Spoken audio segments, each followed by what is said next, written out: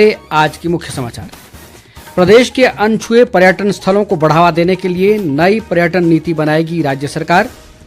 चंबा के सलूणी में हुए हत्याकांड की मुख्यमंत्री ने की कड़ी निंदा, लोगों से की एकता व सौहार्द बनाए रखने की अपील। विपक्ष के नेता जयराम ठाकुर ने सलूणी हत्या मामले पर मांगी NIA जांच, घटना को बताया चिंताजनक। और स्वास्थ्य मंत्री धनीराम शांडिल ने दुर्गम क्षेत्रों में स्वास्थ्य सुविधाओं के सुदृढ़ीकरण पर दिया बल। अब समाचार विस्तार से। प्रदेश सरकार राज्य के अनछुए स्थलों को बढ़ावा देकर पर्यटकों को आकर्षित करने के लिए नई पर्यटन नीति तैयार करने पर विचार कर रही है। मुख्यमंत्री सुखविंदर सिंह सुक्खू ने आज शिमला में पर्यटन विभाग की विभिन्न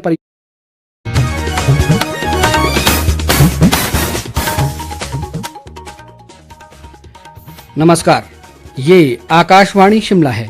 अब आप राकेश शर्मा से प्रादेशिक समाचार सुनिए। पहले आज की मुख्य समाचार। प्रदेश के अनछुए पर्यटन स्थलों को बढ़ावा देने के लिए नई पर्यटन नीति बनाएगी राज्य सरकार।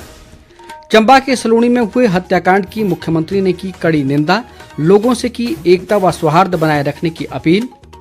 विपक्ष के नेता जयराम ठाकुर ने सलूणी हत्या मामले पर मांगी NIA जांच, घटना को बताया चिंताजनक। और स्वास्थ्य मंत्री धनीराम शांडिल ने दुर्गम क्षेत्रों में स्वास्थ्य सुविधाओं के सुदृढ़ीकरण पर दिया बल। अब समाचार विस्तार से। प्रदेश सरकार राज्य के अनछुए स्थलों को बढ़ावा देकर पर्यटकों को आकर्षित करने के लिए नई पर्यटन नीति तैयार करने पर विचार कर रही है। मुख्यमंत्री सुखविंदर सिंह सुक्खू ने आज शिमला में पर्यटन विभाग की विभिन्न परियोजनाओं की समीक्षा बैठक की अध्यक्षता करते हुए ये बात कही। मुख्यमंत्री ने कहा कि राज्य सरकार ने प्रदेश में आगामी 5 वर्षों में पर्यटकों की संख्या को 3 करोड़ से बढ़ाकर 5 करोड़ करने का लक्ष्य रखा है। सुखविंदर सिंह सुक्खू ने कहा कि प्रदेश की आर्थिकी को सुदृढ़ करने में पर्यटन क्षेत्र की महत्वपूर्ण भूमिका है और सरकार पर्यटन संबंधी परियोजनाओं के विकास को सर्वोच्च प्राथमिकता प्रदान कर रही है। मुख्यमंत्री ने कहा कि प्रदेश में पर्यटकों को अधिक संख्या में आकर्षित करने के लिए सरकार द्वारा हवाई यात्रा सुविधा में सुधार के सतत प्रयास किए जा रहे हैं। इसके तहत कांगड़ा हवाई अड्डे के विस्तार, मंडी जिला के नागचला में ग्रीनफील्ड हवाई अड्डे के निर्माण और राज्य के विभिन्न स्थानों पर नए हेलीपोर्ट निर्माण पर विशेष ध्यान दिया जा रहा है। मुख्यमंत्री सुखविंदर सिंह सुक्खू ने हाल ही में चंबा जिला के सलूणी क्षेत्र में एक युवक की हत्या की घटना की कड़ी निंदा की है। शिमला से जारी एक बयान में मुख्यमंत्री ने लोगों से प्रदेश में एकता व सौहार्द बनाए रखने और इस घटना को राजनीतिक या सांप्रदायिक रंग न देने का आग्रह किया है। उन्होंने कहा कि इस मामले में कानूनी कार्रवाई की जा रही है और दोषियों को कड़ी से कड़ी सजा दी जाएगी। मुख्यमंत्री ने कहा कि प्रदेश सरकार पीड़ित परिवार को हर संभव सहायता प्रदान करेगी। सुखविंदर सिंह सुक्खू ने लोगों से शांति बनाए रखने और इस मामले में की जा रही जांच में सहयोग देने का आग्रह भी किया। बड़े दुख की बात है कि इस प्रकार का हत्याकांड हुआ है और मेरा ये मानना है कि जिस प्रकार से ये हत्या हुई है, दोषी है उनको बख्शा नहीं जाएगा और जिन्होंने भी ये हत्या में सम्मिलित जो लोग हैं उनके खिलाफ मैंने बोला कि कड़े से कड़े निर्देश दिए हैं कि उनके खिलाफ सख्त कार्रवाई की जाएगी। मैं ये एक और अपील करना चाहता हूँ कि हमें भावनात्मक किसी भी मुद्दे को राजनीतिक रंग और धार्मिक रंग देने की जरूरत नहीं है। हमें कार्रवाई करनी है और हमने उसमें सख्त कार्रवाई की है और प्रशासन को भी मैंने दिशा निर्देश दिए हैं और जो गलती करने वाले जो दोषी है उसके खिलाफ सरकार सख्त कार्रवाई करे। इस बीच चंबा के उपायुक्त अपूर्व देवगन ने सलूणी उपमंडल में धारा 144 लगाने के संबंध में आदेश जारी कर दिए हैं। ये आदेश आगामी 7 दिन तक लागू रहेंगे। इस दौरान क्षेत्र में किसी भी प्रकार की बैठक, जुलूस, रैली और धरने प्रदर्शन पर प्रतिबंध रहेगा। उधर पूर्व मुख्यमंत्री व विपक्ष के नेता जयराम ठाकुर ने चंबा जिला के सलूणी उपमंडल में हाल ही में हुए हत्याकांड मामले की जांच NIA से करवाने की मांग की है ताकि सभी पहलू सामने आ सके। शिमला में आज एक पत्रकार वार्ता को संबोधित करते हुए उन्होंने कहा कि इस घटना से समाज में तनाव है और ये घटना देश व प्रदेश में चिंता का विषय बन गई है। जयराम ठाकुर ने कहा कि इस मामले का कथित आरोपी अपने समुदाय में एक प्रभावशाली व्यक्ति है और संबंधित समुदाय के लोग इस मामले को दबाने का प्रयास भी कर रहे हैं। नेता प्रतिपक्ष ने इस हत्याकांड के मुख्य आरोपी के संबंध में कुछ जानकारी साझा करते हुए बताया कि आय के अधिक साधन न होने के बावजूद आरोपी ने हाल ही में 2000 रुपए के नोट के 97 लाख रुपए बैंक में एक्सचेंज करवाए थे और उसके बैंक खाते में 2 करोड़ रुपए जमा है। मुख्यमंत्री सुखविंदर सिंह सुक्खू ने कहा है कि राज्य सरकार प्रदेश में सहकारी बैंकों को हर संभव सहायता प्रदान कर उन्हें सुदृढ़ करने के लिए प्रतिबद्ध है ताकि वे उपभोक्ताओं को बेहतर बैंकिंग सेवाएं उपलब्ध करवा सकें। उन्होंने कहा कि उपभोक्ताओं की सुविधा के लिए बैंकिंग सेवाओं के डिजिटलीकरण पर विशेष बल दिया जा रहा है। मुख्यमंत्री ने कहा कि बैंकिंग क्षेत्र का अर्थव्यवस्था के सुचारू संचालन में महत्वपूर्ण योगदान रहता है। सुखविंदर सिंह सुक्खू ने कहा कि सहकारी बैंकों की कार्य पद्धति को विस्तार देने के दृष्टिगत प्रदेश सरकार द्वारा कई बड़े सुधार किए जा रहे हैं। मुख्यमंत्री ने कहा कि प्रदेश सरकार ने राज्य में सौर ऊर्जा परियोजनाओं की स्थापना के लिए सहकारी बैंक को प्रमुख बैंक बनाने का निर्णय भी लिया है।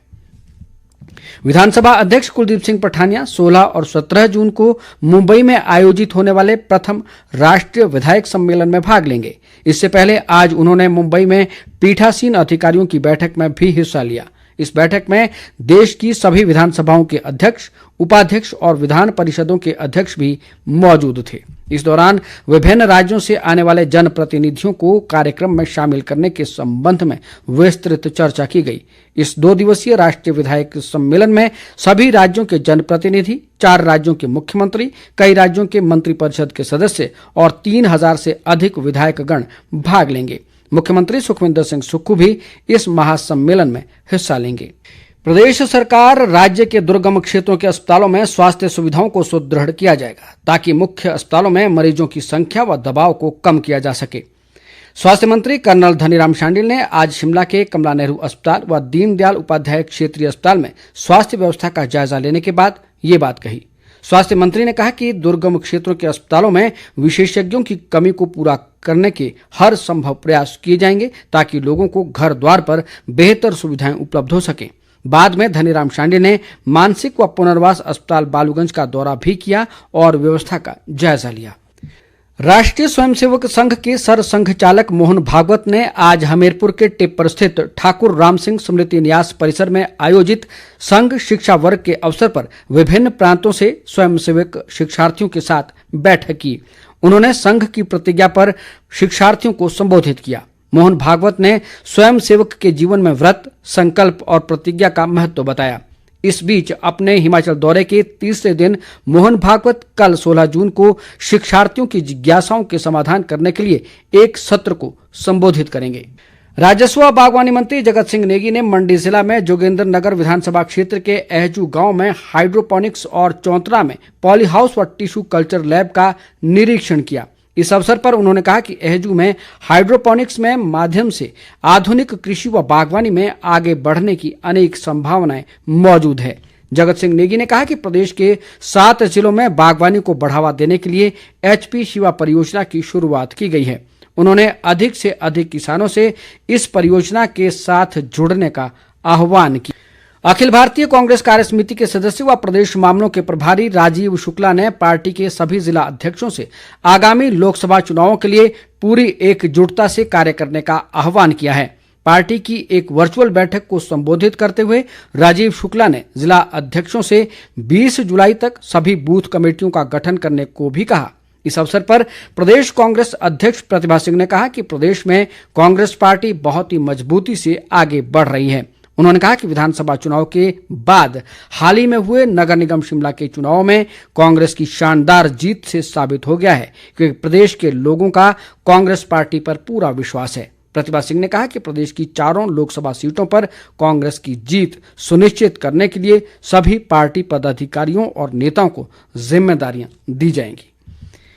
प्रधानमंत्री नरेंद्र मोदी इस महीने की 18 तारीख को मन की बात कार्यक्रम के अंतर्गत देशवासियों से अपने विचार साझा करेंगे। ये इस कार्यक्रम की 102वीं कड़ी होगी। एक ट्वीट के जरिए प्रधानमंत्री ने अपने इस कार्यक्रम के लिए देशवासियों के सुझाव मांगे हैं। लोग इस कार्यक्रम के लिए अपने सुझाव नमो ऐप और माई गोव पर भेज सकते हैं। इसके अलावा टेलीफोन नंबर 1945 117800 पर भी अपने सुझाव दिए जा सकते हैं। टेलीफोन संख्या 1922 पर मिस्ड कॉल देकर भी SMS के जरिए एक लिंक हासिल किया जा सकता है। इस लिंक के जरिए भी सुझाव भेजे जा सकते हैं। भारत सरकार के शिक्षा मंत्रालय द्वारा आज शिमला के समीप केंद्रीय विद्यालय जैतोग में जन भागीदारी कार्यक्रम के अंतर्गत G20 मूलभूत साक्षरता एवं सांख्यिकी, नई शिक्षा नीति, डिजिटल शिक्षा प्रणाली और निपुण भारत विषयों पर एक दिवसीय जिला स्तरीय कार्यशाला आयोजित की गई।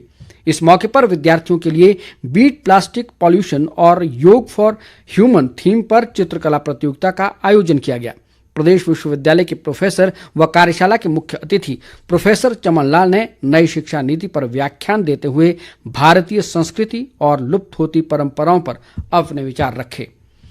डाक विभाग इन दिनों प्रदेश के ग्रामीण क्षेत्रों में केंद्र की जन कल्याणकारी योजनाओं सहित विभिन्न बचत योजनाओं की जानकारी दे रहा है। हाल ही में डाक विभाग ने महिला सम्मान बचत योजना शुरू की है, जिसके प्रति जागरूक करने के लिए जिला सोलन की पड़ग पंचायत में विभाग द्वारा एक जागरूकता कार्यक्रम किया गया। इस कार्यक्रम में महिलाओं को महिला सम्मान बचत योजना और केंद्र की बेटी बचाओ बेटी पढ़ाओ योजना सहित अन्य योजनाओं की भी जानकारी दी गई। सोलन डाकघर के अधीक्षक रामदेव पाठक ने बताया कि 1 जनवरी 2023 से विभिन्न बचत योजनाओं में ब्याज वृद्धि हुई है। उन्होंने कहा कि सोलन डाक मंडल में महिला सम्मान बचत योजना के तहत 25,150 खाते खोलने का लक्ष्य रखा गया है। अंत में मुख्य समाचार एक बार फिर। प्रदेश के अनछुए पर्यटन स्थलों को बढ़ावा देने के लिए नई पर्यटन नीति बनाएगी राज्य सरकार। चंबा के सलूणी में हुए हत्याकांड की मुख्यमंत्री ने की कड़ी निंदा, लोगों से की एकता व सौहार्द बनाए रखने की अपील। विपक्ष के नेता जयराम ठाकुर ने सलूणी हत्याकांड मामले पर मांगी NIA जांच, घटना को बताया चिंताजनक।